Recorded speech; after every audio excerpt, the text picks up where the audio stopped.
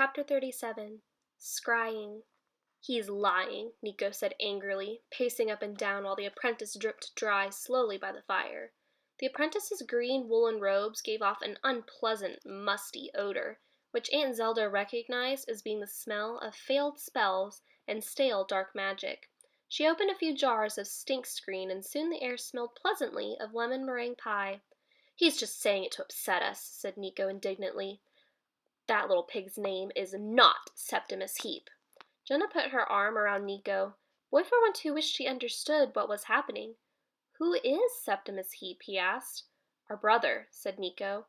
Boy 412 looked even more confused. "He died when he was a baby," said Jenna. "If he had lived, he would have had amazing magical powers. Our dad was a seventh son, you see," Jenna told him. "But that doesn't always make you any more magical."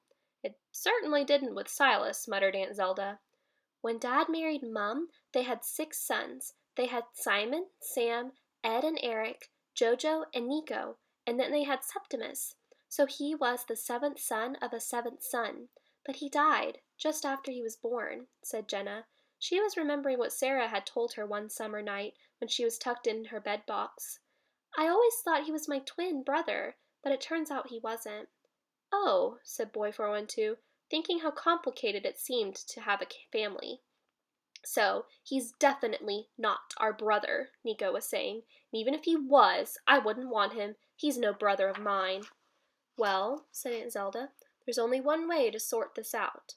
We can see if he's telling the truth, which I very much doubt, although I did always wonder about Septimus. It never seemed quite right somehow." She opened the door and checked the moon. "A gibbous moon," she said. "Nearly full. Not a bad time to scry." "What?" asked Jenna, Nico, and Boy 412 in unison. "I'll show you," she said. "Come with me." The duck pond was the last place they all expected to end up, but there they were, looking at the reflection of the moon in the still black water, just as Aunt Zelda had told them to. The apprentice was wedged firmly between Nico and Boy 412, in case he should try to make a run for it. Boy 412 was pleased that Nico trusted him at last. Not so long ago it was Nico who was trying to stop him from making a run for it, and now here he was, watching exactly the kind of magic he had been warned about in the young army. A full moon and a white witch, her piercing blue eyes blazing in the moonlight, waving her arms in the air and talking about dead babies.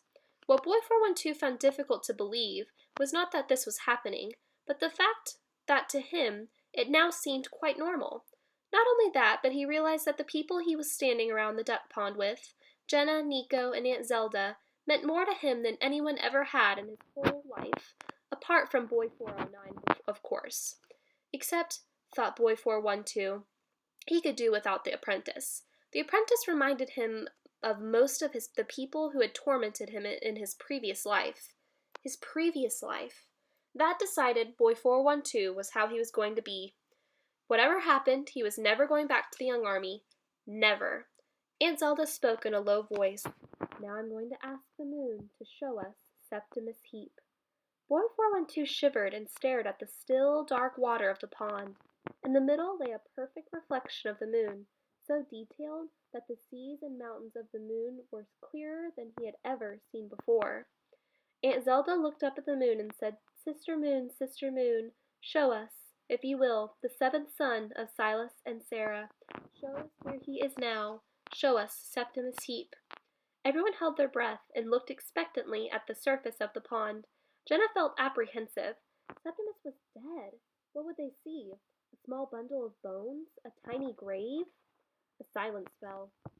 The reflection of the moon began to grow bigger until a huge, white, almost perfect circle filled the duck pond. At first, vague shadows began to appear in the circle. Slowly they became more defined until they saw their own reflections.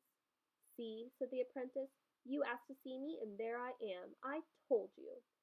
"That doesn't mean anything," said Nico indignantly. "It's just our reflections."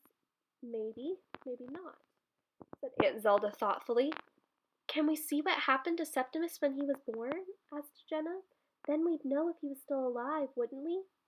"Yes, we would. I'll ask. But it's much more difficult to see things from the past." Aunt Zelda took a deep breath and said, Sister Moon, show us, if you will, the first day of the life of Septimus Heap." The apprentice snuffled and coughed. "Quiet, please," said Aunt Zelda. Slowly their reflections disappeared from the surface of the water and were replaced by an exquisitely detailed scene, sharp and brilliant against the midnight darkness. The scene was somewhere that Jenna and Nico knew well, their home back at the castle. Like a table laid before them, the figures in the room were immobile, frozen in time. Sarah lay in a makeshift bed, holding a newborn baby, with Silas beside her. Jenna caught her breath. She had not realized how much she missed home until now. She glanced at Nico, who had a look of concentration on his face that Jenna recognized as Nico not looking upset. Suddenly everyone gasped. The figures had begun to move.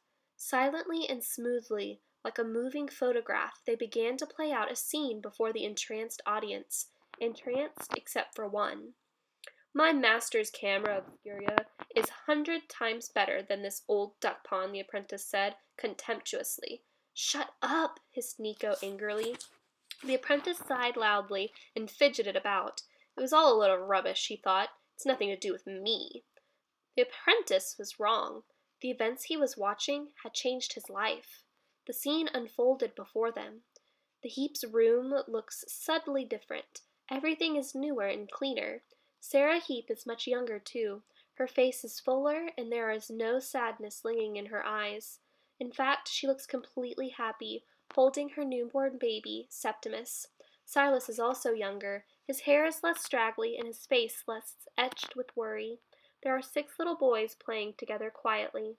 Jenna smiled wistfully, realizing that the smallest one, with the mop of unruly hair, must be Nico. He looks so cute, she thought, jumping up and down, excited and wanting to see the baby. Silas picks Nico up and holds him up to see his new brother. Nico reaches out a small, pudgy hand and gently strokes the baby's cheek. Silas says something to him and then puts him down to toddle off and play with his older brothers. Now Silas is kissing Sarah and the baby goodbye. He stops and says something to Simon, the eldest, and then he is gone. The picture fades away. The hours are passing. Now the Heap's room is lit by candlelight. Sarah is nursing the baby, and Simon is quietly reading a story to his younger brothers. A large figure in dark blue robes, the matron midwife, bustles into view. She takes the baby from Sarah and lays him in the wooden box that serves as his cot. With her back to Sarah, she slips a small vial of black liquid from her pocket and dips her finger into it. Then, glancing around her guiltily, the midwife wipes her blackened finger along the baby's lips. At once, Septimus goes limp. The matron midwife turns to Sarah, holding out the floppy baby to her. Sarah is distraught. She puts her mouth over her baby's to try to breathe life into him, but Septimus stays as limp as a rag. Soon Sarah, too, feels the effect of the drug. In a daze, she collapses back against her pillows. Watched by 6 horrified little boys, the matron midwife takes a huge roll of bandages out of her pocket and begins to wrap Septimus, starting with his feet and expertly working upward until she reaches his head, where she stops for a moment and checks the baby's breathing. Satisfied, she continues with her bandaging, leaving the nose peeking out until he looks like a tiny Egyptian mummy. Suddenly, the matron midwife makes for the door, taking Septimus with her. Sarah wills herself to wake from her drugged sleep just in time to see the midwife throw open the door and bump into a shocked Silas, who has his cloak tightly wrapped around him. The midwife pushes him aside and runs off down the corridor. The corridors of the Ramblings are lit with brightly burning torches, which cast flickering shadows across the dark figure of the matron midwife as she runs, holding Septimus close. After a while she emerges into the snowy night and slows her pace, looking about anxiously. Hunched over the baby, she hurries along the deserted narrow streets until she reaches a wide open space.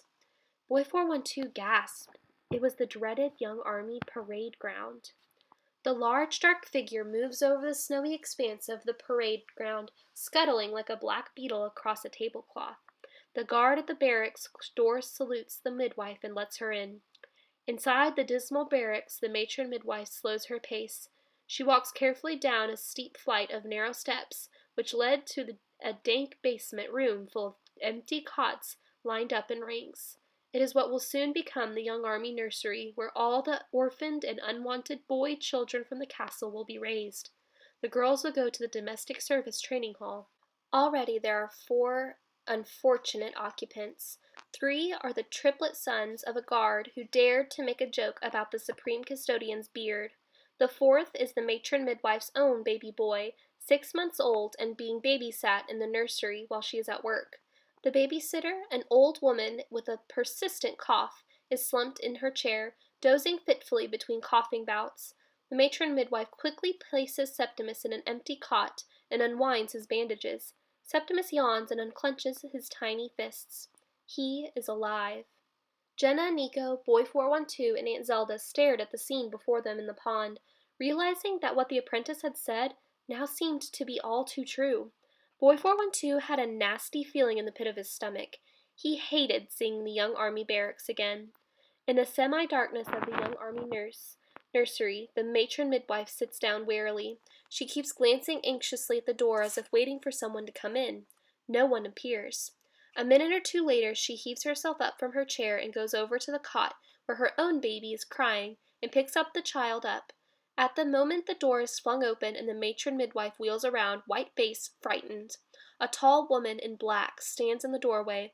Over her black, well-pressed robes she wears the starched white apron of a nurse, but around her waist is a blood-red belt showing the 3 black stars of DomDaniel. She has come for Septimus Heap. The apprentice didn't like what he saw at all. He didn't want to see the low-life family he was rescued from. They meant nothing to him. He didn't want to see what they had happened to him as a baby either. What did it matter to him now? And he was sick of standing out in the cold with the enemy. Angrily, the apprentice kicked a duck sitting beside his feet, and the booted bird straight into the water. Bert landed with a splash in the middle of the pond, and the picture shattered into 1,000 dancing fragments of light. The spell was broken.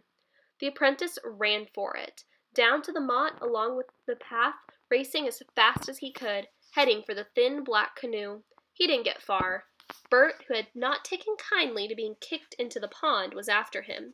The apprentice heard the flapping of the duck's powerful wings only a moment before he felt the peck of her beak at the back of his neck and the tug of his robes almost choking him. The duck took hold of his hood and pulled him toward Nico. "Oh dear," said Aunt Zelda, sounding worried. "I wouldn't bother about him," said Nico angrily, as he caught up with the apprentice and got hold of him. "I wasn't worried about him," said Aunt Zelda. "I was just hoping that Bert didn't strain her beak."